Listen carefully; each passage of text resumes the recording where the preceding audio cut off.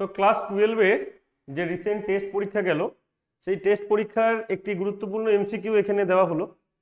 এখানে একটা রিয়াকশন আছে, রিয়াকশন হচ্ছে RCl H2O, সেখান থেকে তৈরি হয়েছে ROH আর HCl। বলেছে এই বিক্রিয়ার ক্রম মানে অর্ডার এবং আণবিকতা মানে মলিকুলারিটি বার করতে দিয়েছে। আণবিকতা কি? আণবিকতা মানে হচ্ছে একটা রিয়াকশনে কয়জন ইনভলভ করেছে বা একটা রিয়াকশন করতে কয়জনের সাহায্য লেগেছে। এই রিয়াকশনটা কারা কারা করেছে? RCl করেছে আর H2O করেছে, দুজন মিলে করেছে। তাহলে এর আণবিকতাটা হবে, আণবিকতা হবে 2, কারণ দুজন মিলে রিয়াকশন করেছে। কিন্তু এইখানে যে H2Oটা আছে এটা অতিরিক্ত আছে, মানে রিয়াকশনে যে RCl এর যে গাঢ়ত্ব এবং H2O এর যে গাঢ়ত্ব, এদের মধ্যে সব থেকে বেশি চেঞ্জ হয়েছে RCl এর গাঢ়ত্ব। H2O যেহেতু এক্সেস পরিমাণে আছে, ওর গাঢ়ত্ব প্রায় চেঞ্জই হয়নি।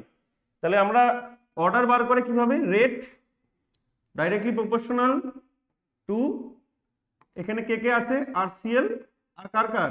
H2O, তাই তো? রেটটা তো এর উপরে ডিপেন্ড করছে, কিন্তু H2Oটা কি আছে? এক্সেস আছে।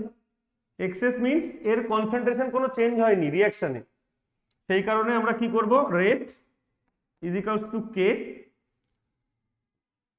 RCl and H2O।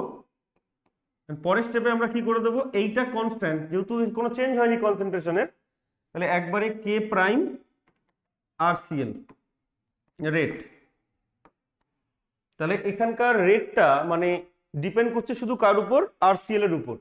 আর যেহেতু RCl এর উপর শুধু একজনের উপর ডিপেন্ড করছে, তাই এর ক্রম বা অর্ডার কত হয়ে যাবে? অর্ডার হয়ে যাবে 1। Simple question.